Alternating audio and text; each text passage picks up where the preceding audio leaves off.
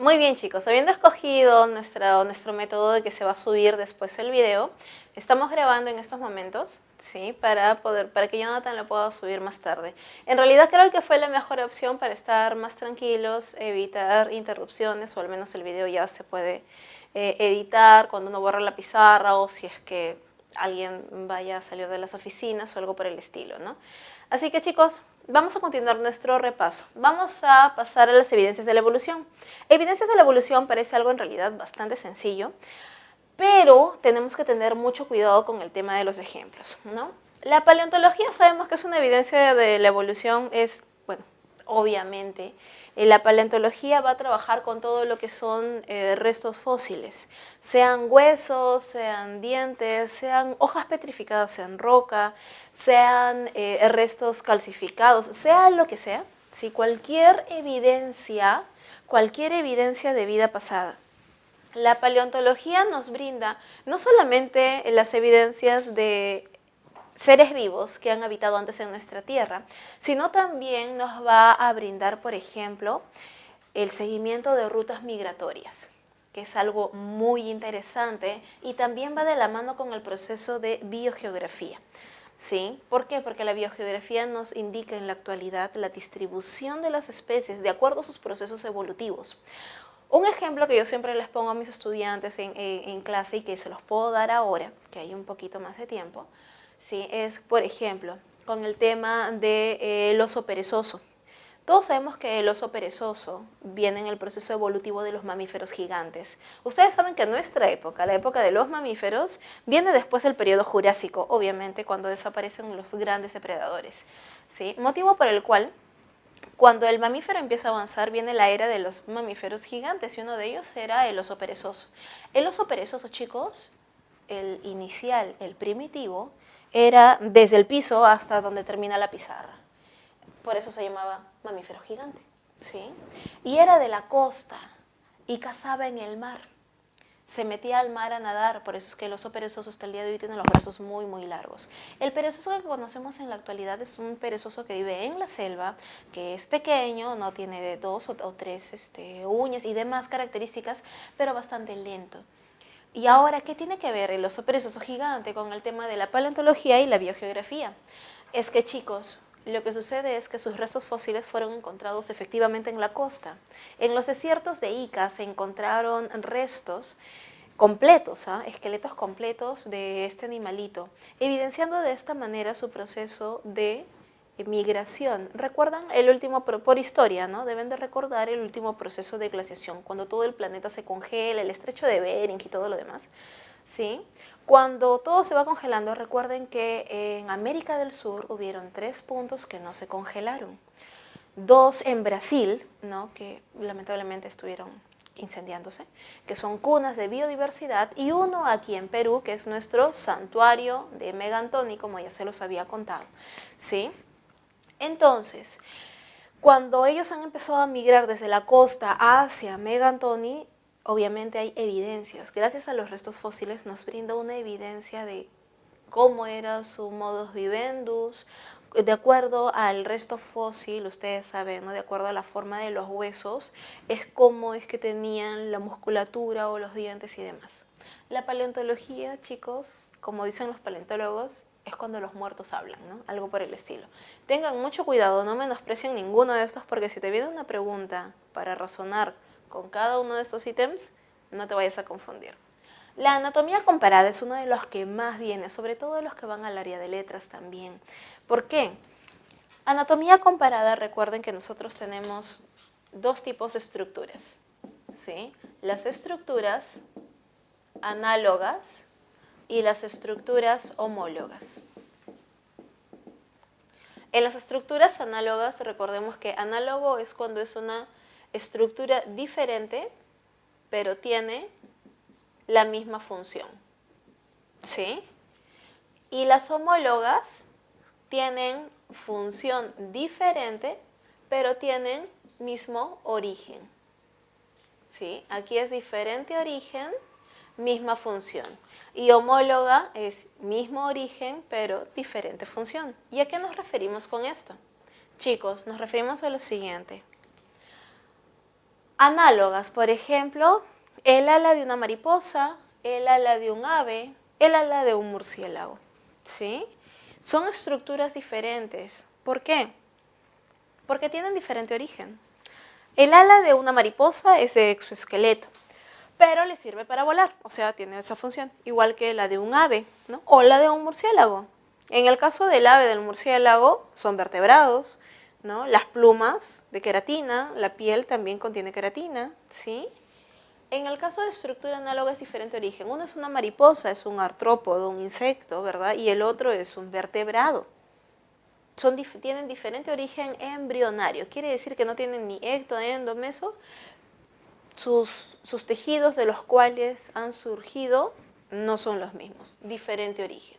En cambio, en el homólogo tenemos el mismo origen, pero una diferente función. Por ejemplo, la pata delantera de un caballo y el brazo de un humano, ¿sí? Tenemos el mismo origen porque somos mamíferos, porque somos vertebrados, ¿sí? Pero tiene diferente función. En el caso de los brazos de una persona es para el tema del equilibrio, para ciclarse, para sujetar las cosas, ¿verdad? Para realizar múltiples funciones. En cambio, en el caso del caballo, obviamente, para desplazarse, para correr, para defenderse, ¿verdad? Las funciones son diferentes a pesar de que tenemos el mismo origen, ¿sí? Tengamos eso en cuenta, muy en cuenta, ¿sí? Basta con que tú sepas que análogo, misma función. Análogo, misma función. Por ende, misma función, diferente origen. Misma función, entonces homólogo tiene que ser diferente función. Y si es diferente función, por ende, mismo origen, ¿no? Te das cuenta que es inverso, ¿sí? Así que basta que recuerden uno a quién le pertenece para recordar todo esto, ¿sí? Bioquímica comparada también ha venido ya algunas veces, tanto en examen de la pre como en admisión, y ha venido porque esto se refiere obviamente a moléculas. Moléculas iguales en organismos diferentes. ¿Sí? Mismas moléculas en organismos diferentes. En el libro de la pre te mencionan, por ejemplo, el citocromo oxidasa, que se encuentra pues, en todos los seres vivos prácticamente, ¿sí? Prácticamente en todos ellos. Pero, por ejemplo, te podrían mencionar también con el tema de la queratina. La queratina se encuentra, ¿no?, protegiendo la capa córnea, ¿no?, en nuestro tejido epitelial. Lo encontramos también formando las estructuras de las plumas, formando escamas, ¿no?, en reptiles. Ahora, ¿es la misma queratina? Bueno, es queratina, ¿sí? Y lo encontramos en diferentes especies, en diferentes individuos, ¿no? Entonces es la misma molécula, ¿no?, en organismos diferentes. Eso es bioquímica comparada. Te pueden hablar de cualquier otra molécula. Pero si te dicen que la misma molécula está en diferentes especies, eso es bioquímica comparada. La embriología comparada es lo que nos brinda la evidencia, y esta fue una de las primeras evidencias. Ustedes saben que obviamente la ciencia trabajó mucho con, bueno, hasta el día de hoy, con cadáveres, ¿no? El tema de fetos, analizar desde humanos hasta todos los animales que tengan a la mano en realidad, ¿sí? Y obviamente podían visualizar cómo eran los embriones, el desarrollo fetal. Al analizar el desarrollo fetal de los animales de mamíferos inferiores y compararlo con lo del humano, se dieron cuenta que realmente somos muy similares en etapa embrionaria, ¿no? Entonces, oye, ¿y por qué? ¿De dónde viene esto? Recuerden algo, chicos, que de todo nuestro genoma, de nuestros 300.000 genes, solo un 30% es genoma netamente humano. El otro 70% que nosotros tenemos es mezcla de genes de un montón de especies. ¿Y por qué? ¿Tenemos otros animales? No, chicos. No es que el humano sea un reino aparte y diferente. Recordemos que nosotros, los seres humanos, estamos dentro del reino animalia y tenemos genes de mamífero, genes de vertebrados. Y nunca perdamos de vista que 9 meses de nuestra vida somos animales acuáticos. Dentro del vientre materno, estamos en medio del líquido amniótico. Recuerden que a las 2 semanas de vida, ¿no?, durante los 2 primeros meses prácticamente, nosotros tenemos hendiduras branquiales, tenemos cola, los ojitos están hacia los costados, ¿no?, en posición diferente, o sea, sufrimos un cambio total, ¿sí? La embriología comparada visualiza ello. Si ustedes recuerdan el cuadrito que tenían en su separata, ¿no?, los embriones de todos los vertebrados, ¿no?, de peces, anfibios, reptiles, aves, hasta mamíferos, ¿no? Veían ahí cómo éramos idénticos en la primera etapa de vida. No había diferencia, tú no hubieras podido diferenciar un embrión humano, ¿no? A los 3 meses de vida con un embrión de una vaca, de un cerdito, ¿sí? Porque somos mamíferos también. La embriología comparada, obviamente, evidencia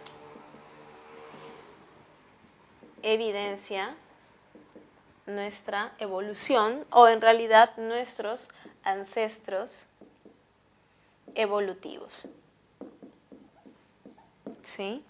La citogenética comparada, nunca se olviden, citogenética nos habla de cromosomas, ¿verdad? Analiza los cromosomas en las diferentes especies, ¿no? La citogenética comparada se encarga de ello. Ahora, recuerden que los cromosomas pueden ser metacéntricos, submetacéntricos, acrocéntricos, ¿no? O los telocéntricos. Recuerden que estos de aquí no están presentes en los humanos, ¿no? Se encuentran presentes en otro grupo de simios, ¿no? En el orangután, chimpancé, gorila, ¿sí? Ahora, la citogenética comparada nos ha permitido identificar lo siguiente. Nosotros, los seres humanos, sabemos que tenemos 2n igual 46, ¿no? Pero chimpancé, orangután, gorila, nuestros primos lejanos, ellos tienen 2n igual 48, ¿sí? Gracias a la citogenética, chicos, la visualización de la cantidad de cromosomas, y no solamente la cantidad, sino también su forma, los detalles que tienen los cromosomas, ¿sí? Gracias a la citogenética comparada, se ha podido identificar, por ejemplo, que el oso polar y el oso grizzly, ¿no? El oso grizzly es el oso pardo de Estados Unidos, el oso yogi, ¿sí? Ellos dos, oso polar y el oso grizzly, son la misma especie, pero solo como que diferente raza. Tienen el mismo número de cromosomas, ¿sí? Y esto es obviamente gracias a los procesos de citogenética. A nadie se le hubiera ocurrido, ¿no? Pero es como en el ser humano. Los seres humanos tenemos una enorme variedad de colores de piel. Todos somos la misma especie, pero tenemos diferentes colores. En el ser humano, si mal no recuerdo, se llama grupo étnico, ¿no? No raza, grupo étnico, algo por el estilo. Sí tiene una denominación diferente porque obviamente se trata de nosotros y nos creemos muy especiales, ¿sí? Muy bien. Ahora, la citogenética comparada nos permite darnos cuenta e identificar cuando hay especies que parecen diferentes, pero en realidad son lo mismo, ¿no? O viceversa. Individuos que parecen ser iguales, pero en realidad son de diferente especie. Eso suele suceder bastante, por ejemplo, con los venados. Hay venados que son muy parecidos, se cree que es la misma especie, pero no, en realidad no lo son. Por último, chicos, en los procesos de biogeografía, en el proceso de biogeografía vamos a identificar la distribución de los seres vivos de acuerdo a su proceso evolutivo, ¿sí? Su distribución. Y un ejemplo muy particular lo tenemos desde la época de la Pangea, ¿sí? Por ejemplo, en la Pangea, ¿sí? En la Pangea, cuando todos los continentes estaban juntos, ¿sí? Por aquí América del Sur, por aquí África, ¿sí? En la época de la Pangea vamos a simular que teníamos a un camélido primitivo, ¿sí? El camélido primitivo tenía toda una distribución por aquí, por toda esta zona, ¿sí? Imaginemos que estaba distribuido en toda esta área. Pero cuando ocurre lo que ocurre con la Pangea, que se parte, ¿verdad? Y salen los 5 continentes, ahora se separan. Entonces, esta población de aquí y la población de aquí, pues ya no se van a ver. Hay un aislamiento geográfico, ¿sí? Primer punto. Tiene que ocurrir un aislamiento geográfico. Al ocurrir un aislamiento geográfico, al ocurrir una separación de continente América del Sur con África, esta población de aquí ya no se puede reproducir, obviamente, con esta población. Ahora son 2 poblaciones separadas. No hay forma de que uno llegue hacia el otro. Por lo tanto, esto me va a generar un aislamiento reproductivo. Al generarme un aislamiento reproductivo, quiere decir, chicos, que todos los genes que estaban aquí hacen crossing over, se recombinan, se cruzan solamente entre ellos. Y los que se quedaron por aquí, pues obviamente se van a reproducir solamente entre ellos y sus genes van a quedarse solamente entre ellos. Motivo por el cual, señores, nos da la siguiente etapa: aislamiento genético. ¿Y qué es lo que ocurre cuando estamos hablando ya de genes? Hablamos del surgimiento de nuevas especies.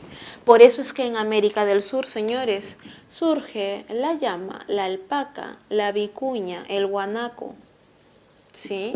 Y en África, en la zona de África, surge el dromedario, surge el camello de una joroba, camello de dos jorobas, ¿sí? Son primos lejanos. Esto es un proceso de, todo esto nos conlleva a la especiación. Quiere decir, obviamente, surgimiento de nuevas especies, ¿sí? Muy bien, chicos, esto de que quede bien claro. Ahora, no se olviden, ¿no?, que de acuerdo a nuestra memotecnia que habíamos hecho con respecto a los procesos de taxonomía, cuando partimos de especie, luego que sigue, género, familia, orden, clase, filum, reino. ¿Cuántos reinos? 5, ¿verdad? 5 reinos de acuerdo a la clasificación de Whittaker. Reino Animalia, Reino Plantae, Reino Fungi, Protista y Monera, ¿verdad? Y de ellos recuerda que tenemos también nuestros dominios. El dominio Eucaria, de acuerdo a la clasificación de Gus, ¿verdad? Dominio Eucaria, todas las células con núcleo, ¿verdad? Y en el reino Monera vamos a encontrar aquí el dominio Bacteria y el dominio Arquea.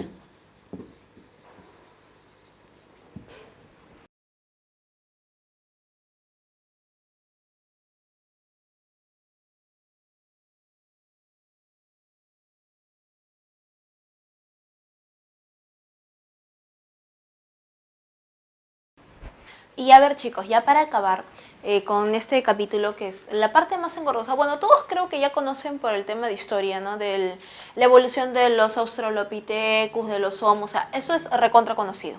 Pero tanto en la separata como en el libro de la Pre nos muestran dos nombres adicionales, ¿verdad? Esos dos nombres adicionales, ¿quiénes son? Recuerden que siempre existía el tema del eslabón perdido. Ya, no es un eslabón, son muchos eslabones perdidos.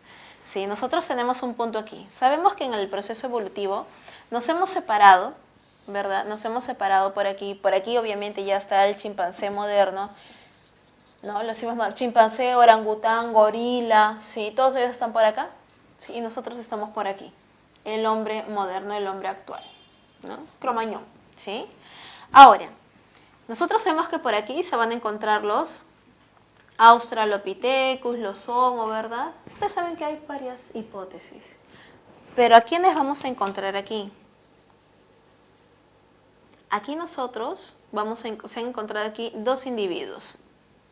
El primer individuo del que nos separamos de nuestra línea evolutiva, de nuestros primos lejanos, y el punto de separación. Ahora, si es realmente el eslabón perdido, bueno, chicos, cuando se encuentran restos fósiles, demoran muchísimo tiempo en investigar, como unos 15, 20 años de evaluación a veces.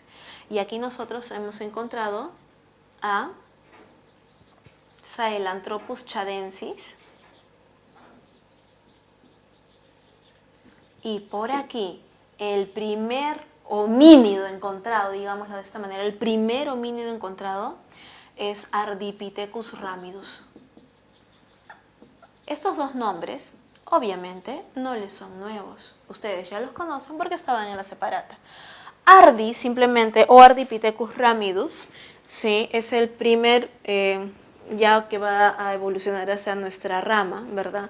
Y Sahelanthropus chadensis era un poquito más grande que un chimpancé, más o menos, sí, con una capacidad craneana un poquito más grande, ¿no? Lo tenían también en la separata. Si tienen la separata de la semana 13 a la mano, denle una chequeadita, ¿no? Ahí está el dibujo, el prototipo de cómo era, ¿no? La paleontología nos permite todo esto. Señores, esto es paleontología. Aquí no hay que molecular, que bioquímica, que el ADN. No, pues porque de un hueso seco no puedes sacar ADN. ¿Sí? Muy, muy complicado. ¿Entendido esto, chicos? Luego ya viene todo el proceso evolutivo, que es lo típico que conocemos, ¿sí? De los Australopithecus hasta los Homo, ¿no? Hasta Cromañón, ¿sí? Hasta aquí, chicos. Hasta aquí el repaso. Lo que ya, otros datos adicionales ya son minucias, ¿no? Ellos son los principales ahorita, los puntos que hemos abarcado. Y de donde también viene la mayor cantidad de preguntas. Pasamos ahora a la siguiente semana, que es el reino Animalia, ¿sí? En Reino Animalia, chicos, voy a utilizar casi toda la pizarra para esto. Vamos a hacer un super, hiper, archi, mega resumen con respecto a Reino Animalia, ¿sí? Obviamente por el tiempo, porque son cuchumil. En el Reino Animalia encontramos lo siguiente. Recordemos que los animales tenemos características propias, ¿sí? Claro, o sea, obviamente somos 5 reinos de seres vivos, pero los animales, en general todos los animales, cumplimos con ciertas características. Tenemos desplazamiento en alguna etapa de la vida. Así sean animales sésiles, ¿no? Así sean animales sésiles, sésil en etapa adulta. Porque cuando ha estado en etapa larvaria, siempre son móviles, ¿sí? Nos caracterizamos también porque tenemos una variedad de tejidos. Sí, tenemos variedad de tejidos. Somos organismos multicelulares, variedad de tejidos. No somos unicelulares definitivamente. No existe un animal unicelular, ¿sí? No existe. Tenemos la capacidad de que somos heterótrofos, no producimos nuestro propio alimento, lamentablemente. Siempre lo tenemos que consumir, ¿sí? Tenemos que consumir de otros que lo producen. Nos caracterizamos, esas son nuestras características principales, ¿verdad? Heterótrofos, eucariontes y multicelulares. Y no se olviden que el tema del desplazamiento, si bien es cierto, otros organismos pueden ir de un punto a otro, ¿sí? Pero como son unicelulares es una locomoción, no pueden recorrer grandes distancias, ¿no? A diferencia de nosotros. Y el movimiento que tienen las plantas, algunas pueden tener movimientos muy bruscos o movimientos muy evidentes, aparte de los tropismos como las nastias, sin embargo no logran ir de un punto a otro. Recuerden que desplazamiento por física es el movimiento de un cuerpo desde el punto A hasta el punto B, recorriendo una distancia, trazando una trayectoria. El vector de desplazamiento es cuando tú te mueves de un punto a otro. Y las plantas no tienen esa capacidad, ¿sí?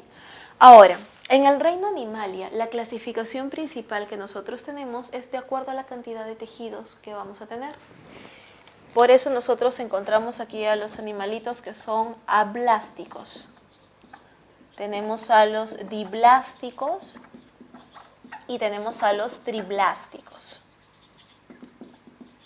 ¿Quiénes son los ablásticos? Obviamente su nombre lo dice, sin blastos. ¿Qué es blasto? Tejido embrionario. ¿Sí? Son aquellos que no tienen tejido, son los sin tejido. Estamos hablando aquí del filum porífera. ¿Sí? En el filum porífera, recuerden que aquí encontramos a las famosas esponjas, que para nada tiene que ver con Bob. Para nada, chicos. Aunque Bob Esponja es un programa creado por un biólogo marino, sí, en realidad no tiene mucho de cierto, porque las esponjas son sésiles, no se desplazan, no son amigas de las estrellas tampoco. Sí, en el filum porífera, chicos, las esponjas, recuerden que tienen sus propias características, no sistemas, no órganos y no tejidos. ¿Por qué? Porque son ablásticos. ¿Sí? Son ablásticos. ¿Cuáles son las características de las esponjas?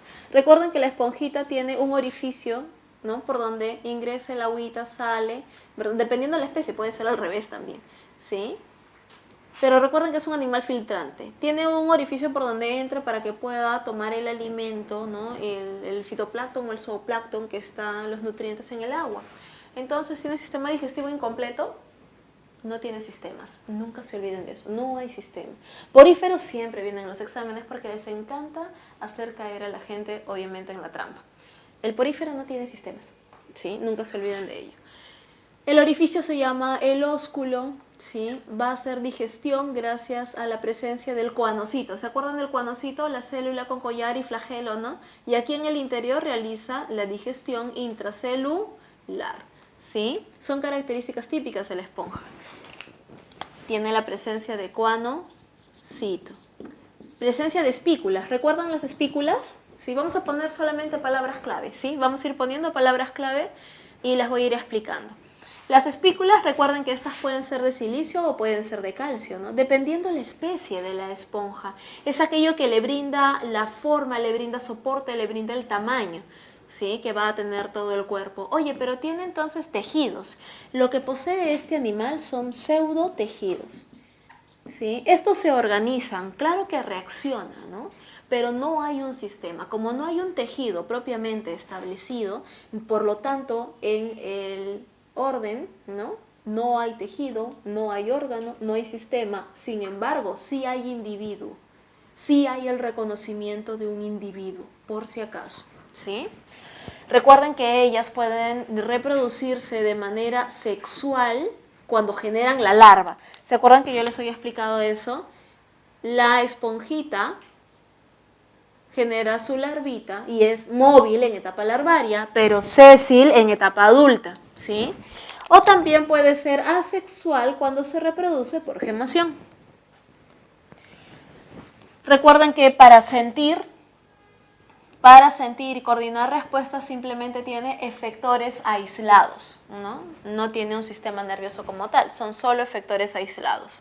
Ahora, esto es recontra fácil de recordar, chicos, porque de los ablásticos solo está el filum porífera, no hay más. En el grupo de los diblásticos nosotros tenemos dos fila. Recuerden que fila es el plural de filum. ¿Sí? Tenemos a el filum nidaria o filum celenteria, ¿sí? Y en los diblásticos tenemos a el filum ctenófora también. Ahora, ellos dos son parecidos a nivel de tejido. El ctenófora, que es el peine de mar, se parece a la medusa, que es el celenterado.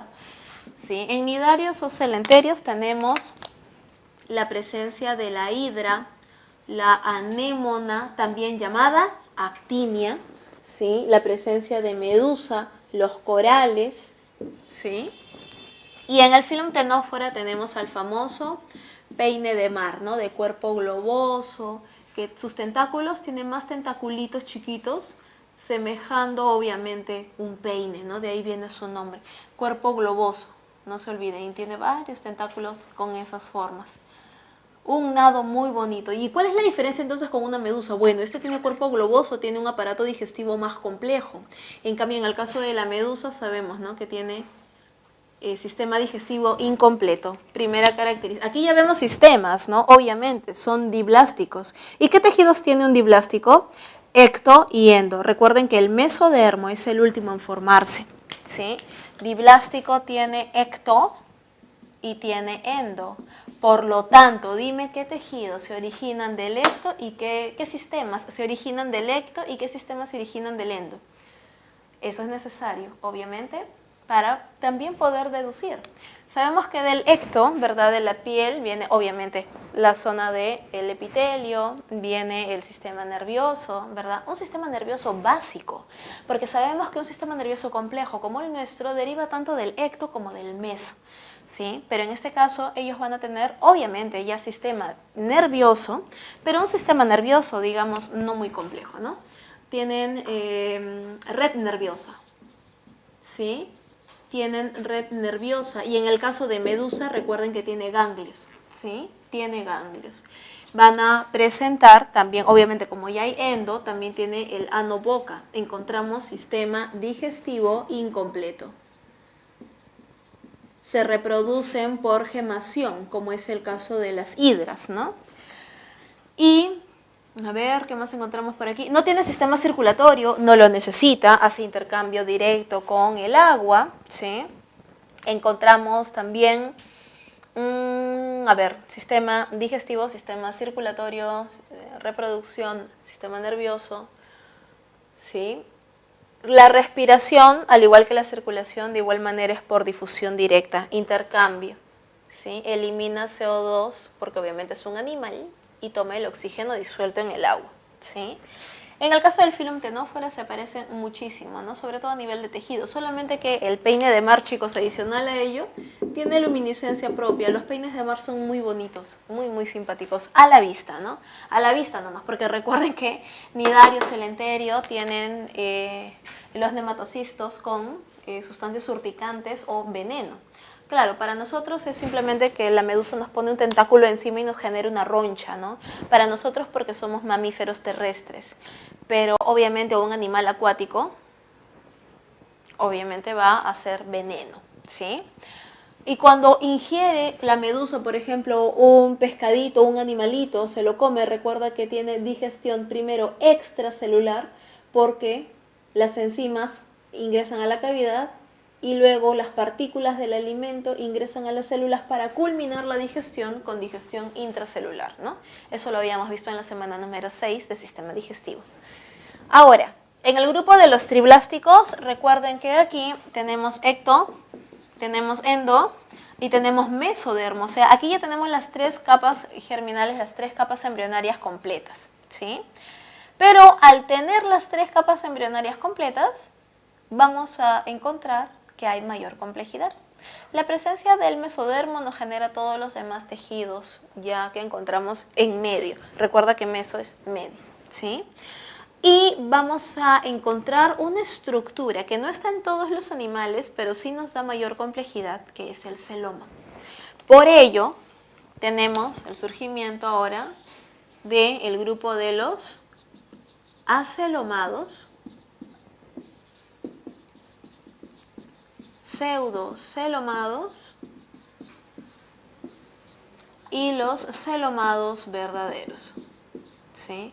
Recuerden que en el grupo de los acelomados nosotros vamos a encontrar aquí a 2 filas, ¿no?, que te mencionan en tu separata.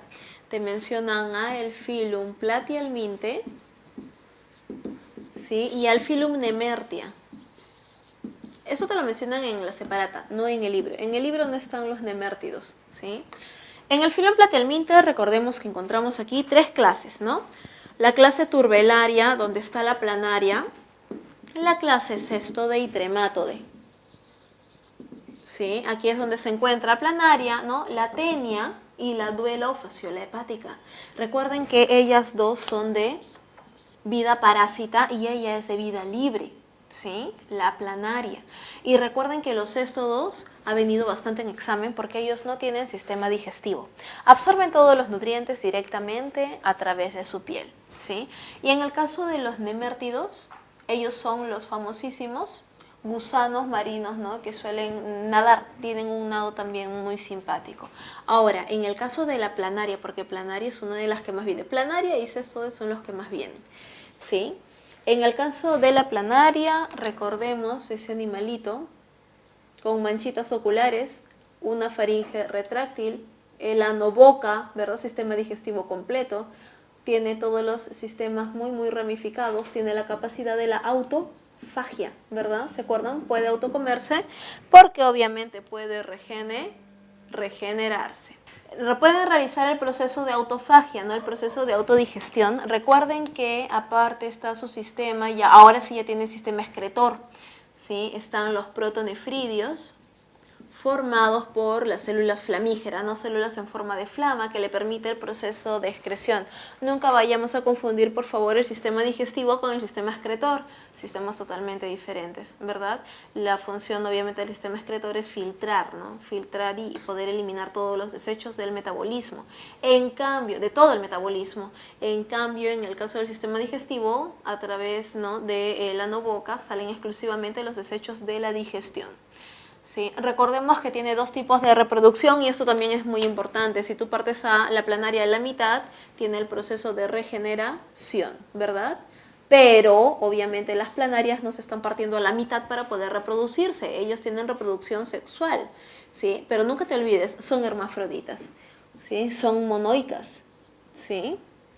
No pueden autofecundarse, tiene que haber penetración mutua, tiene que haber cópula, ¿sí? Si se acuerdan de la semana 8 o 9, si mal no recuerdo, que vimos reproducción, ¿no? Ambos quedan preñados, embarazados y ambos van a poner huevitos, ¿sí? En el caso de los pseudocelomados, aquí nosotros vamos a encontrar a el filum nematode y el filum rotífera. Sí, filum nematode y filum rotífera. Recuerden que nematode significa gusano redondo, ¿sí? ¿Qué gusanitos vamos a encontrar aquí? Chicos, aquí nosotros encontramos a la famosísima Ascaris lumbricoides, o llamada la lombriz intestinal, ¿sí? Ascaris lumbricoides, recuerden que tenemos a la hembra y tenemos al macho. ¿Sí? ¿Por qué hay matriarcado? ¿Por qué la hembra es más grande? Recuerden que es una estrategia reproductiva. Como ellos son parásitos, y no se olviden eso, nemátodo parásito, ¿sí? Como ellos son parásitos, mientras más grande y robusta sea la hembra, alberga mayor cantidad de huevitos, obviamente, ¿sí? Este gusano se caracteriza porque tiene una cutícula muy gruesa. Sí, muy gruesa. O sea, ella tiene sistema digestivo completo. Ella no es como la tenia, que absorbe a través de su cuerpo. No, ella come lo que tú comes y ella defeca, elimina desechos y excreta también en tu interior. Este gusano sí es bastante fastidioso y escandaloso. En cambio, la tenia es silenciosa. Una persona la puede tener años y no se da ni cuenta. Sí, en cambio ellas sí se mueven, generan cólicos, sus desechos en el interior del estómago nos generan gases, nos generan cólicos, malestares y demás, sobre todo cuando hay dos y se están reproduciendo en nuestro interior. ¿Sí? La cutícula, esta es una característica porque gracias a ello es que ellas no pueden absorber nutrientes, tienen que comerlos. ¿Sí? Este animal también, su cutícula ha evolucionado y para ser nuestro parásito obviamente, y Ascaris lumbricoides del intestino puede retornar hacia el estómago, hacia el esófago y puede salir por la nariz o la boca.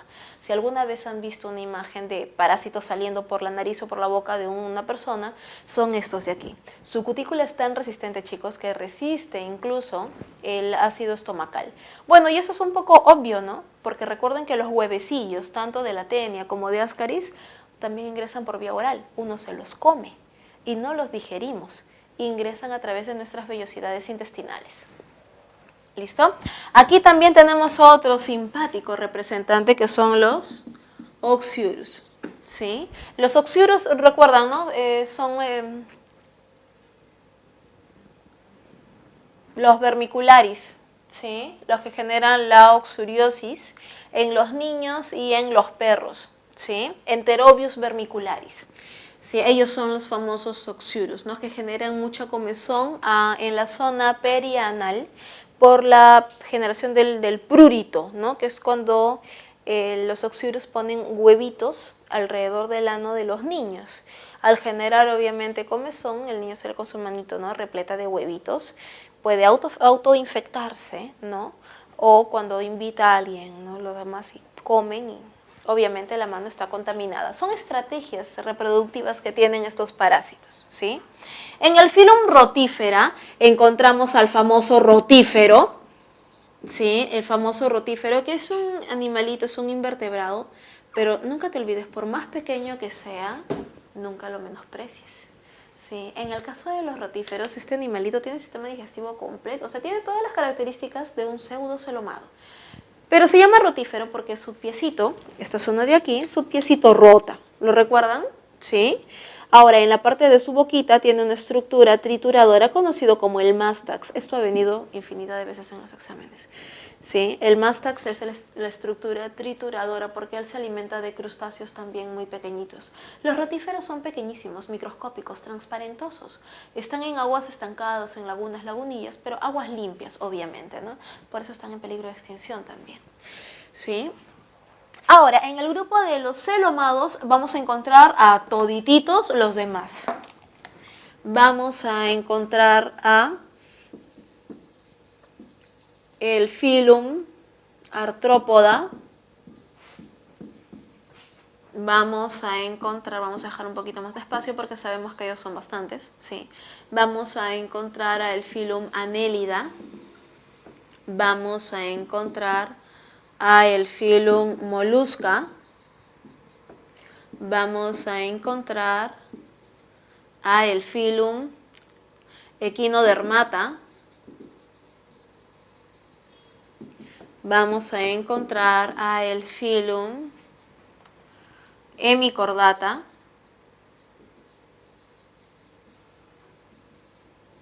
Vamos a encontrar a el filum Cordata, ¿sí? En el filum Artrópoda, ¿qué significa artrópodo? Pata articulada, ¿verdad? En el filum Artrópoda, chicos, nosotros vamos a encontrar a 6 clases. Las clases más conocidas: insecta, arácnida, insecta o hexápoda, no se olviden, clase arácnida, clase crustácea. Encontramos también a la clase quilópoda, ¿no? O chilópoda. La clase, vamos a apuntarlo por acá, ¿sí? La clase diplópoda. Y por último, la clase onicófora. En la clase insecta, arácnida y crustácea son las que más vienen. No olvidemos que en la clase insecta encontramos 6 patas, ¿no? 6, 8 y 10 patas. Ahora, aquí esto es conocido como el 100 pies, ¿no? No es que tenga 100 pies, puede tener más, dependiendo de su tamaño. Hay 100 pies que son chiquititos, ¿verdad? Aquí en el Perú no son tan peligrosos, ¿no? Los 100 pies se caracterizan porque son venenosos, son carnívoros, ¿no? Los que hay aquí en la sierra o en la selva, con las justas te adormecen el brazo o una pierna, no son tan venenosos como los que hay en la zona de las islas. Y en el caso de los quilópodos, ¿no? Como les había mencionado, está el 100 pies, y en los diplópodos encontramos al 1000 pies, ¿no? Que a diferencia del 100 pies, el 1000 pies ya no es carnívoro, el 1000 pies es herbívoro, ¿no? Y es diplópodo porque tiene 2 pares de patas por segmento, en cambio el quilópodo tiene solamente un par de patas por segmento. El onicóforo se caracteriza porque tiene las patitas gorditas, y aquí encontramos al famoso peripato, ¿no? Que este animalito que habita en la zona de la selva tiende a cazar de una manera muy particular, no poniendo trampas. El peripato vomita una sustancia pegajosa, se esconde, y los insectos que pasen por ahí se queden pegados, ¿no? Adheridos, el peripato sale y se los come, ¿sí? Caza de esa manera. Ahora, las mayores características que resaltan en los artrópodos, obviamente, es insectos, arácnidos y crustáceos, ¿no? Aparte de las características que ya hemos mencionado de las últimas 3 clases. En el caso de insectos, arácnidos, crustáceos, chicos, encontramos de que, a ver, en su respiración, a nivel de respiración, en los insectos la respiración sabemos que es por tráqueas, ¿sí?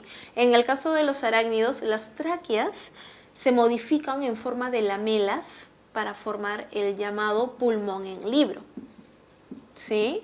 Y en la clase crustácea encontramos las famosas branquias, ¿no? Pero que son filobranquias, o sea, no son branquias obviamente como la de un pez, ¿no? Evolutivamente no puede tener las branquias de un vertebrado, ¿no? Son filobranquias. Eso en su respiración. Encontramos también diferencias en su excreción, ¿no? Porque ellos, tanto insectos como en el caso de arácnidos, podemos encontrar los túbulos de Malpighi, pero en el caso de los crustáceos encontramos la glándula verde.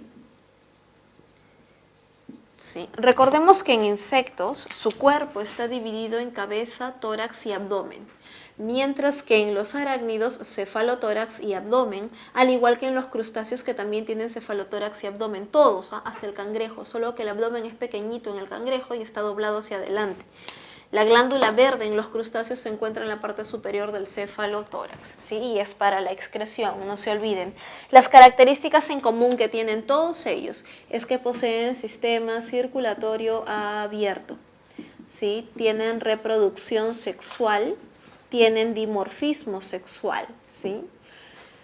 Tienen exoesqueleto quitinoso, ¿no? Exoesqueleto de quitina, por lo tanto pueden realizar el proceso de la écdisis. No te olvides que écdisis es el cambio de la muda, ¿sí? El cambio de piel. En el filum Annelida encontramos a los famosos gusanos anillados, ¿sí? Gusano anillado. El gusano anillado, chicos, se caracteriza porque tiene unas quetas, ¿sí? Quetas también llamadas chetas, ¿no? Chetas o quetas, que son como una especie de pelitos. En el cuerpo anillado del anélido tenemos estos pequeños pelitos, ¿sí? Que le ayudan a aumentar la fricción, obviamente, con su ambiente, ¿sí? Eso es en el caso del anélido. Recuerda que aquí, como anélido, tenemos, ejemplo, la lombriz de tierra, tenemos la sanguijuela y tenemos el poliqueto, ¿no? Que es la lombriz de la zona del mar, de la zona rocosa, ¿sí?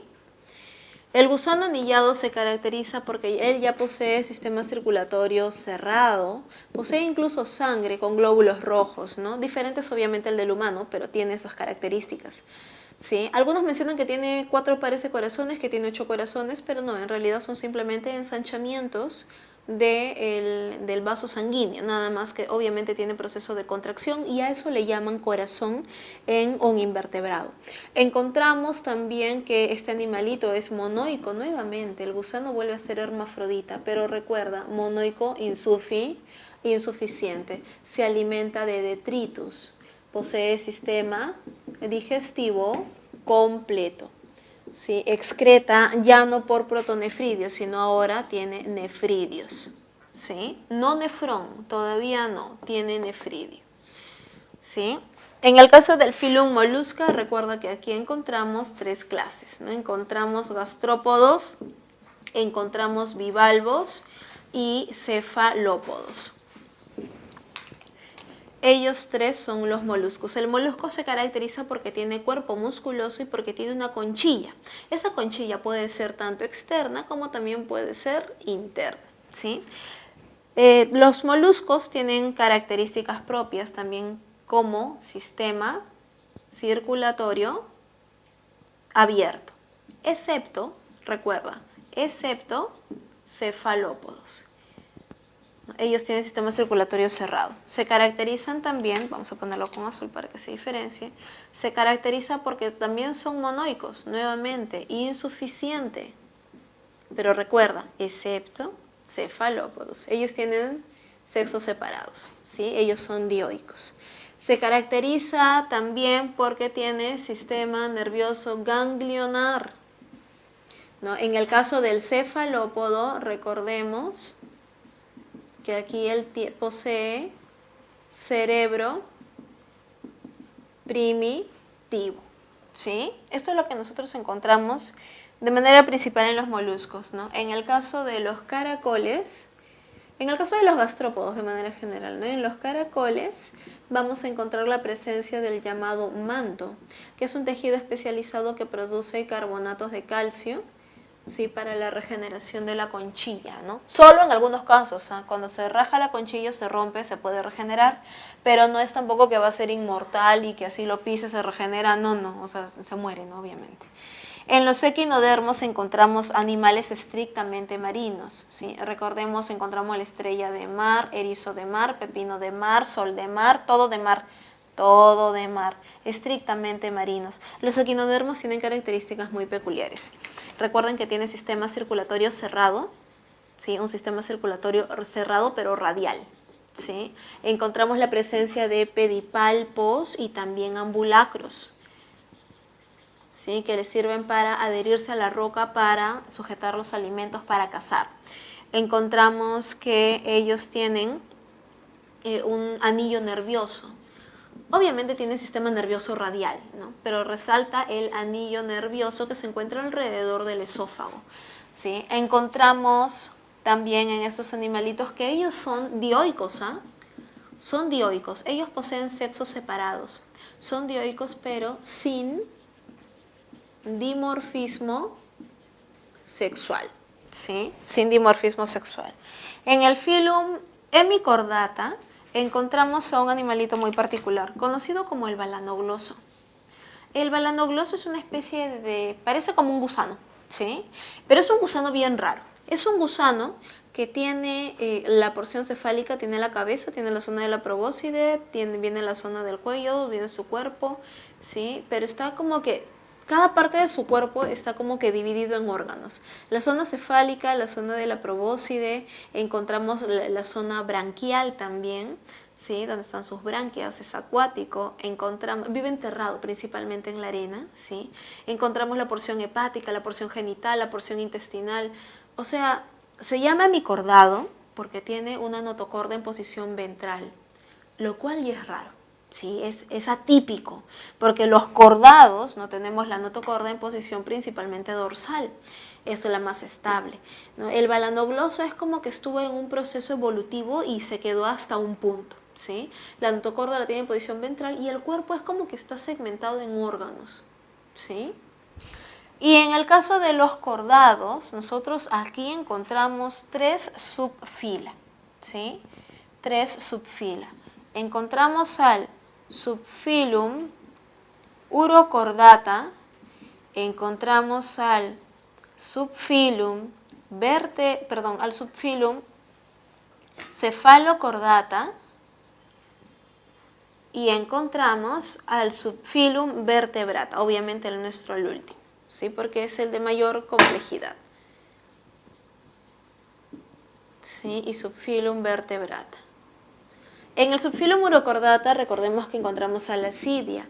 La Asidia en etapa larvaria, recuerden, móvil, y la Asidia es sésile en etapa adulta. Se caracteriza porque tiene un sifón. Recordemos que sifones se presentan en la gran mayoría de animales acuáticos. También sifones hay, por ejemplo, en los moluscos, ¿sí? En los moluscos también tenemos sifones. En el caso de la almeja, en los bivalvos, en los gastrópodos, en los caracoles marinos también tienen sifones. Sifón es una estructura que parece como que sale un pedazo de intestino, ¿sí? ¿Y para qué le sirve? Para regular la cantidad de agua que entra o sale. Recordemos que las asidias adultas se caracterizan porque son sésiles, ¿sí? Tienen todo un sistema branquial, tienen una túnica de celulosa, ¿no? Usualmente cuando nosotros pensamos en celulosa, pensaríamos en una planta, pero no, ellas tienen una túnica de celulosa, conocido también como los tunicados, ¿sí? Es hermafrodita. En el caso de los cefalópodos encontramos a el anfioxo. El anfioxo, chicos, parece un pez primitivo, ¿sí? Parece nada más, porque tiene su cuerpito alargado, tiene tentáculos a nivel de la boca, ¿sí? Tiene manchas oculares, tiene somites, no son músculos primitivos, conocido como somite, ¿sí? Oye, ¿y dónde está la notocorda? En el caso del cefalocordado, la notocorda lo mantiene hasta toda la etapa adulta, hasta que se muere, ¿sí? Aquí encontramos notocorda, pero en la asidia no, en la asidia hay notocorda solo en etapa larvaria, por eso se llama urocordata, solo en etapa larvaria.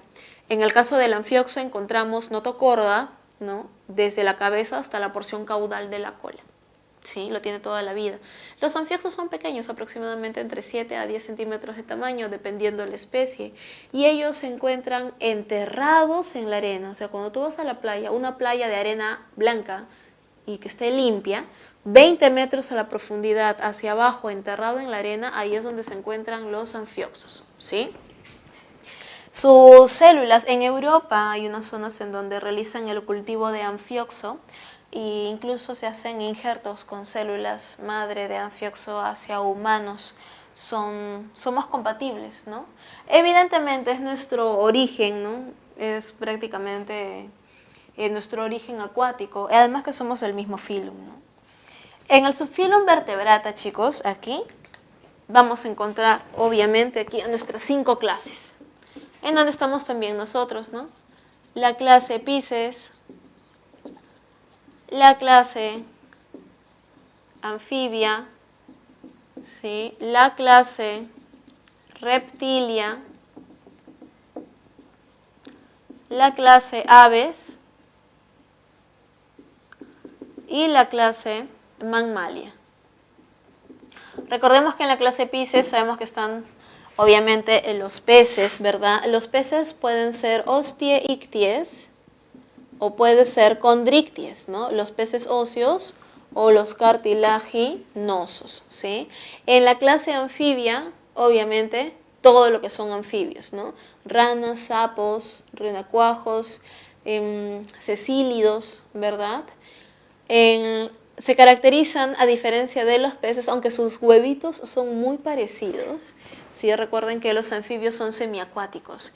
Ellos tienen branquias, pero en etapa de larva, ¿no? El renacuajo, en etapa larval. Y en etapa adulta ellos poseen sacos pulmonares y también respiración epitelial. Por eso es que ellos son tan delicados en el ambiente, ¿no? No solamente los peces son delicados, los anfibios, sean etapa larvaria o en adultos, cuando el agua se contamina de los ríos, ellos son los primeritos que desaparecen, ¿no? Los reptiles, en el caso de los reptiles, recordemos que aquí aves y reptiles, ¿no? Son muy parecidos en la actualidad. Incluso hay hasta una teoría que menciona, ¿no? Que las aves son reptiles pero con plumas, porque todo lo demás pues son muy parecidos. Y si se han dado cuenta es muy similar, ¿no? Porque las aves son cazadoras, son carnívoras también, al igual que los reptiles. Los reptiles son netamente cazadores. Hasta una tortuga. Si una tortuga encuentra un animal medio moribundo, te aseguro que se lo come. ¿Sí? Todos los reptiles de manera general todavía siguen siendo un poco cazadores.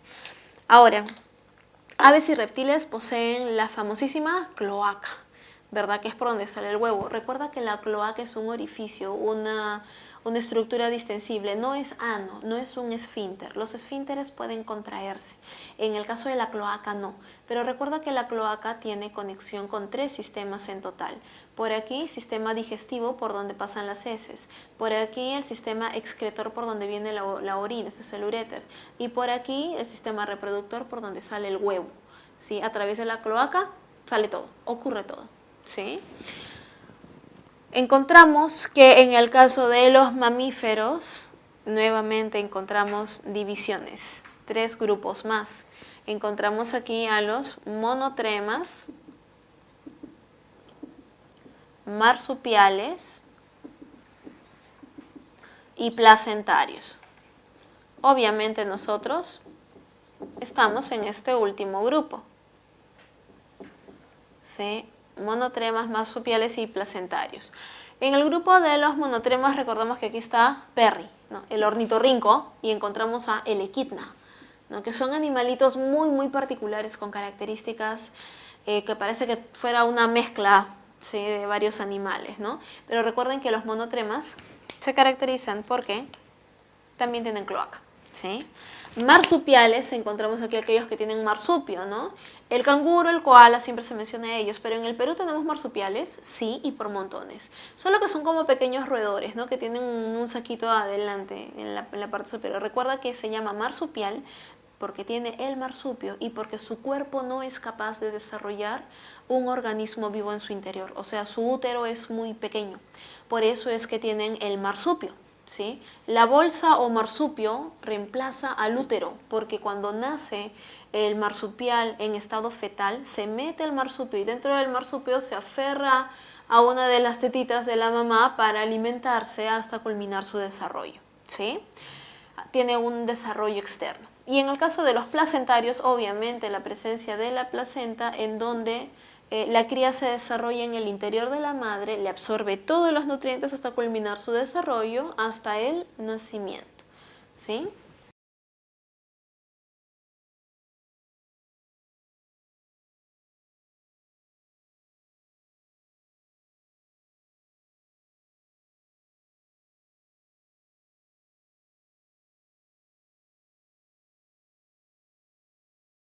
Muy bien chicos, ahora con respecto a Reino Plantae vamos a ver rápidamente. La clasificación obviamente es mucho más pequeña como lo podemos ver. Recuerden que lo único que varía en caso de Reino Plantae es el término. Uno es filum, el otro es división. ¿Sí? Ahora, la división las divisiones que vamos a ver el día de hoy son las básicas que se consideran a nivel preuniversitario y son solamente estas. La clasificación de las plantas desde épocas aristotélicas realmente, es criptógamas y fanerógamas.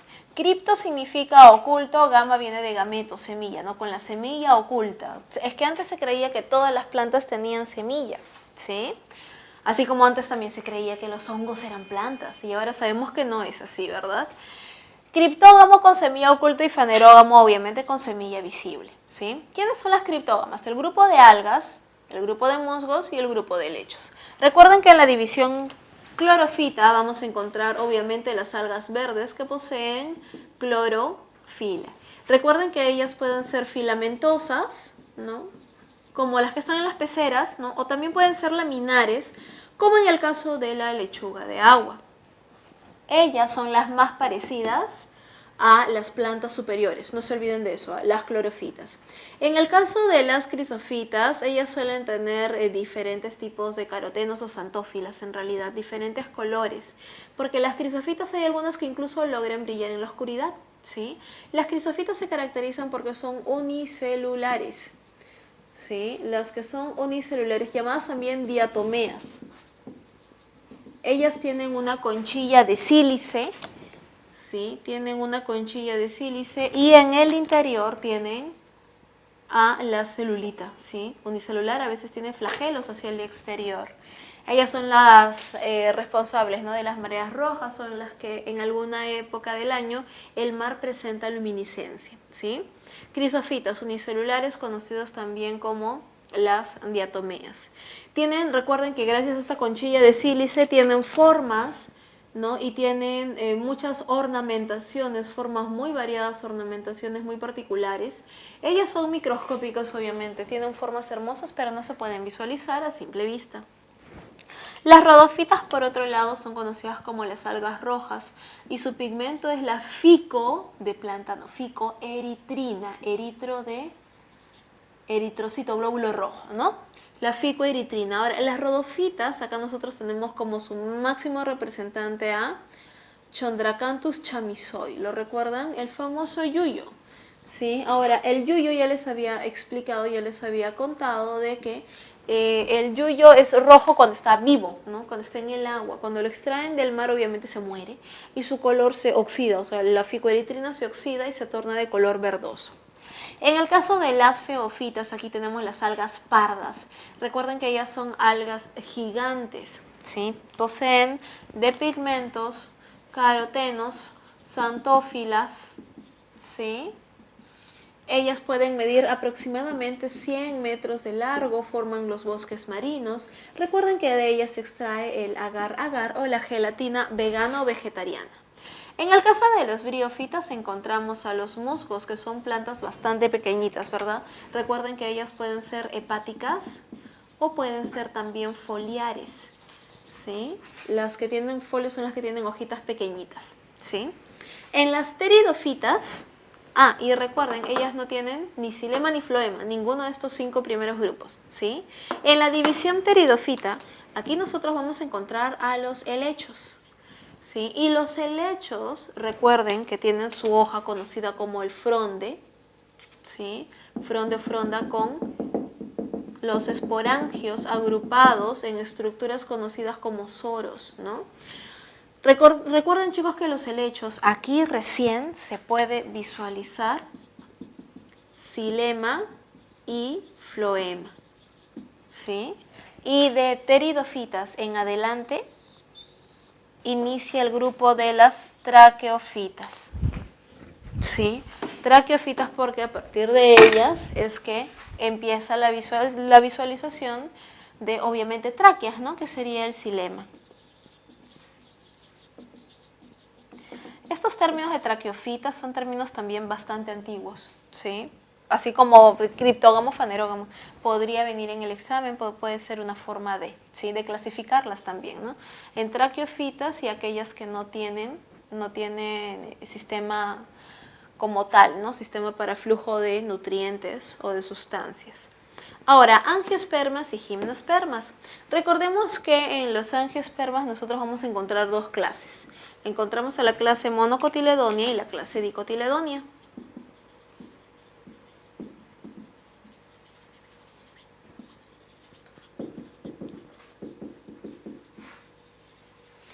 Las diferencias entre las mono y las dico, obviamente una tiene un cotiledón y la otra 2 cotiledones. La primera diferencia lo podemos visualizar en la semilla, como en el caso del maíz o el choclo, ¿no? Un solo cotiledón. En cambio, en los frijolitos encontramos que tiene 2 cotiledones, ¿sí?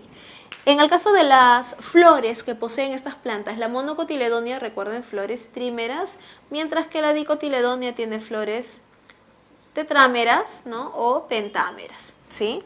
Encontramos también que en la monocotiledonia nosotros encontramos que si cortamos el tallo, ¿sí? El xilema y el floema está totalmente disperso, ¿no? No hay un orden. En cambio, cuando cortamos el tallo de una dicotiledonia, encontramos todo en disposición radial, ¿no? Bien ordenadito. Encontramos que las hojas en una monocotiledonia, la monocotiledonia tiene las hojas con las nervaduras paralelas, ¿sí? Son en paralelo, así como la panca del choclo. En cambio, en las dicotiledonias encontramos que tenemos hojas con nervaduras ramificadas, ¿sí? Encontramos que el grano de polen también, el grano de polen de una monocotiledonia tiene un solo orificio, mientras que de una dicotiledonia tiene 3 orificios. Y por último, chicos, en las gimnospermas, aquellas que tienen la semilla desnuda, aquí vamos a encontrar al grupo de la familia Pinaceae, ¿no? Los pinos, encontramos a los cipreses, encontramos araucarias, ¿sí? ¿De qué estamos hablando? Estamos hablando de los árboles gigantes, los árboles que son maderables, ¿sí? Recuerden que esos arbolitos se reproducen por conos, así como las angiospermas tienen las flores, ¿no? Para la producción de frutos, semillas y demás, ellos tienen conos, ¿sí? ¿Recuerdan los conos que se pintan en Navidad? Y tenemos dos tipos de cono, el cono femenino, ¿sí? Y tenemos también el cono, perdón, ese es el cono masculino, ¿sí? Y este es el cono femenino, ¿sí? Que tiene sus hojitas, sus carpelos, ¿verdad? Más abiertitos, porque aquí se encuentra el óvulo y obviamente los granos de polen, ¿no? Tienen que llegar hasta el interior y fecundar, ¿sí? El grano de polen tiene como una especie de alitas que las utiliza para planear con el viento y de esta manera logra la fecundación. Cuando se produce la semilla, recuerden que la semilla también tiene una estructura que le permite planear con el viento, no caer y no lastimarse, ¿sí? El surgimiento de una nueva gimnosperma demora aproximadamente 2 a 3 años, ¿verdad? Dependiendo de la especie, son muy lentas para crecer, para generar un árbol adulto de 20 metros de altura, pues son como 200 años. Por eso es que la regeneración de bosques no es nada sencillo, ¿sí? Muy bien, chicos. Ahora, para resumir los detalles más importantes, más claros que deben de tener. Si ya los tienen claros, perfecto. Sí, y si no, pues esto deben de tenerlo bien claro para el momento del examen. Las formas de transmisión de una enfermedad, recuerden que puede ser de manera directa, puede ser de manera indirecta o puede ser por zoonosis, que es diferente a las vías de infección, que puede ser la vía nasal, ¿no? También llamada respiratoria, la vía oral o digestiva, la vía cutánea, ¿sí? Y a través de la vía sexual, ¿sí? De manera directa, forma de transmisión de manera directa, ¿sí? Es cuando tú tienes contacto, ¿sí? Por contacto con un infectado, ¿sí? Con una persona enferma, con una persona infectada. Sea a través de un abrazo, sea a través de un beso, sea por cualquier tipo de contacto, eso es de manera directa, forma de transmisión, pero vía de infección es diferente, ¿sí? Forma de transmisión directa, vía de infección, puede ser cutánea, si te contagias de sarna, te contagias de hongos de otra persona, ¿no? O por vía sexual, ¿sí? Eso es forma de transmisión directa. De manera indirecta, sabes que es a través de objetos, a través de ropa, ¿verdad? A través de agua, a través de alimentos. Y te mencionan también por aquí animales, ¿no? De manera indirecta. Pero ¿cuál es la diferencia entonces con zoonosis? Cuando es de manera indirecta a través de animales es como cuando es como un vector mecánico, cuando simplemente transporta los gérmenes, los microbios. Pero por zoonosis es ya cuando el animal te infecta, cuando él porta una enfermedad en su interior y luego te infecta. Zoonosis, si es por ejemplo la gripe aviar, la gripe porcina, ¿no? Son enfermedades ya por zoonosis, a diferencia de manera indirecta, a través del agua, el alimento mal lavado. Y las vías de infección, recuerden, nasal o respiratoria, a través de el aire, oral o digestiva, cuando consumes alimentos o agua con contaminantes, o a través de un beso, ¿sí? Cutánea, como la rabia, y recuerda que aquí hay un adicional. En la cutánea también se considera la vía conjuntiva. La vía conjuntiva, chicos, es una forma de ingreso directo hacia nuestro sistema a través de los ojos cuando una persona se soba los ojitos. El sarampión, por ejemplo, tiene la vía de infección por vía conjuntiva, ¿no? Los niños cuando se soban los ojos. Y obviamente a través de la vía sexual nos podemos contagiar de una gran cantidad de bacterias, hongos, protozoarios, escucho mil cosas realmente, ¿sí? Son formas de transmisión y vías de infección. Esto lo deben de tener bien en claro. Obviamente no podemos ver, chicos, todas las enfermedades una por una, pero tienen buenos cuadros de resúmenes en la separata, ¿sí? Así que de todas maneras repásenlo de ahí si es que algunos tienen alguna duda, sobre todo aquellos que van al área de ciencias, ¿sí? Los que van para el área de letras, ¿sí? Esto sí deben de tenerlo bien en claro. La clasificación de las enfermedades, ¿no? Cuando es por el tipo de acuerdo al tiempo de duración, ¿sí? Agudas o crónicas, ¿no? Por la frecuencia, endémicas, epidémicas, esporádicas, y por su origen, ¿no? Que pueden ser infecciosas o no infecciosas. Tener eso bien en claro, ¿sí? Y luego ya las enfermedades que pueden ser más comunes, ¿no? Que hemos ido hablando también de ellas, en el caso de ascariosis, oxuriosis, la taeniosis, ¿no? Ahora, chicos, y por último ya, la parte de ecología y áreas naturales protegidas. ¿sí? Recordemos que la ecología estudia la relación de los seres vivos con su medio ambiente, ¿sí? Eso es en la parte de ecología, pero como unidad tiene al ecosistema. Ahora, el ecosistema se caracteriza porque tiene un equilibrio ecológico y ese equilibrio ecológico él siempre lo va a intentar mantener a través sobre todo de sucesiones ecológicas, ¿sí? Recuerda que la sucesión ecológica puede ser primaria, puede ser secundaria, puede ser evolutiva, ¿sí? La evolutiva es un proceso natural, genera cambio con el tiempo de una manera lenta, no tiene por qué haber ningún desastre por medio. La primaria sí es un desastre, pequeño, menor, no genera cambio. Parte 1 y termina en el mismo sistema, un proceso de recuperación. Pero en la sucesión secundaria, esto generalmente ocasionado por el hombre. ¿Lo puede ocasionar la naturaleza? También. La naturaleza también me ocasiona una sucesión ecológica secundaria, pero esto ¿cuándo ocurre? Cuando de 1 cambia ahora a 2. ¿Sí? Cambió el ecosistema, cambió el ambiente. ¿Y esto a qué se debe? Se debe a que el desastre fue muy brusco, ocasionado por la naturaleza o por el hombre, repito. Y al momento de recuperarse el ambiente, ahora es otro ecosistema.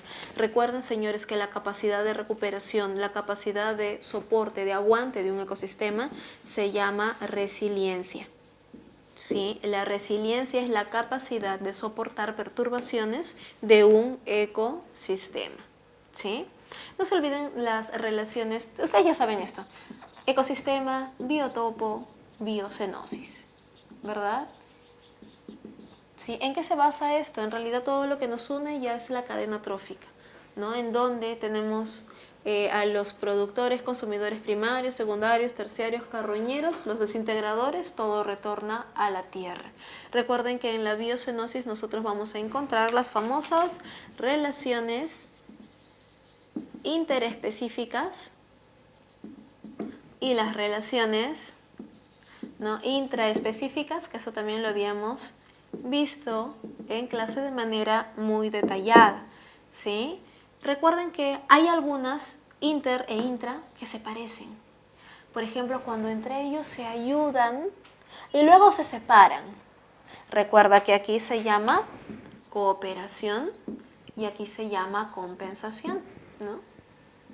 ¿Sí? Ten en cuenta eso. Encontramos también otro proceso en donde en la interespecífica o intraespecífica, dos individuos que se pelean por el lugar, se están buscando un lugar para hacer su nido, están peleando por espacio. Eso, cuando son especies diferentes, se llama competencia. Pero cuando ocurre dentro de la misma población, cuando esta pelea ocurre entre individuos de la misma especie, se llama territorialidad, ¿no? Son procesos que parecen similares. En realidad el comportamiento es muy similar, ¿no? El comportamiento es el mismo, solamente lo que cambia es que en unos son especies diferentes y en otros son la misma especie, ¿sí? Y por último, chicos, con respecto a las ANPs, las áreas naturales protegidas, debemos de identificar cuáles son las similitudes y diferencias entre un parque nacional, ¿sí?, un parque nacional, una reserva nacional, esto tenemos que tenerlo bien en claro, ¿sí?, un santuario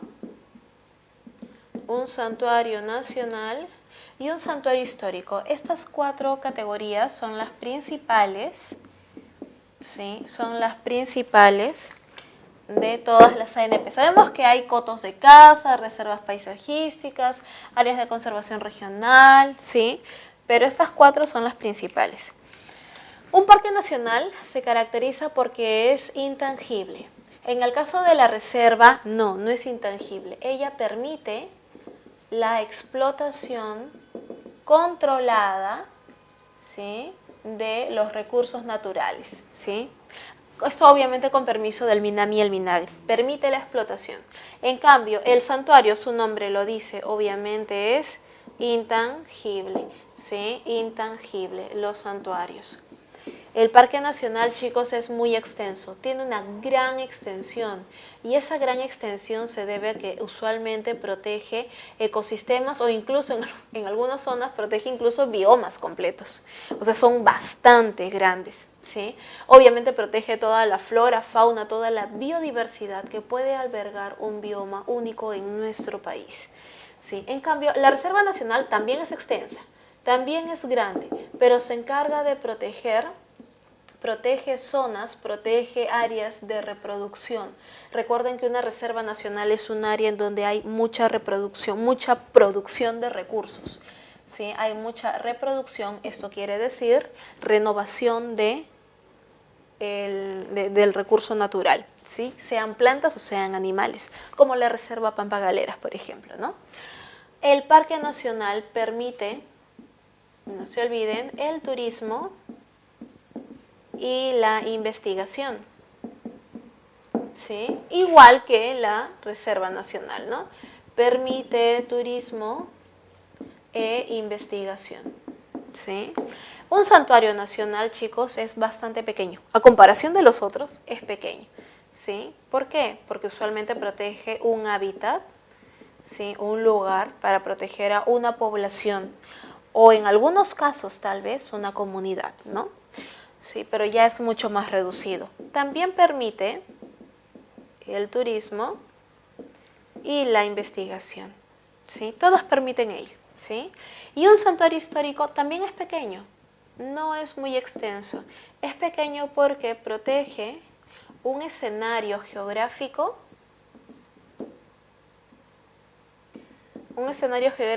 donde ocurrió un hecho glorioso para Perú, para nuestro país, ¿sí? Y obviamente permite el turismo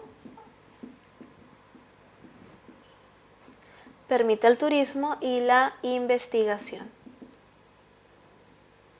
¿sí? Esas son las diferencias y similitudes que vamos a encontrar entre estas 4 principales categorías de áreas naturales protegidas, ¿sí? Por eso es que una de las preguntas de la separata, ¿no? De la última semana te preguntaban con respecto al suri, ¿no? Entonces, cuando a ti te dicen que es una especie que se quiere proteger, que habita en esa zona, ¿no? Definitivamente es porque tiene que ser un santuario, ¿sí? Dedicado exclusivamente a una población, a una especie. ¿Sí, chicos? Muy bien, señores, este repaso ha llegado a su fin. Muchas gracias por su atención. Mil disculpas nuevamente por los inconvenientes que han ocurrido con el internet y todo ello, ¿no? Pero bueno, tú sabes, San Marcos está haciendo diferentes remodelaciones, está adaptándose y como hoy día es feriado, ¿sí? Entonces, debido a ello es que han aprovechado ahora, ¿no? La universidad está haciendo mejores en las instalaciones, así que bueno, menos mal hemos tenido diferentes soluciones, gracias a su apoyo, por su comprensión. Chicos, que les vaya muy bien el día domingo en el examen. Tranquilos, no se olviden de leer, tienen que leer. Obviamente han revisado todas sus clases de razonamiento verbal, obviamente visualizan, obviamente leen y practican, ¿sí? Si tú sabes leer, vas a poder marcar bien. No te olvides de leer bien los puntos, los comas, prefijos, sufijos, conectores lógicos. Todo, chicos, realmente hay que saber leer, pero no solamente se trata de leer, sino también de practicar, ¿sí? Éxitos a todos, espero sinceramente que el próximo ciclo no me vean, ¿sí? No me vuelvan a ver, porque tienen que ingresar, ¿sí, chicos? Éxitos a todos, bastante tranquilos, por favor. Hacen falta profesionales en nuestro país, chicos, muchísimo.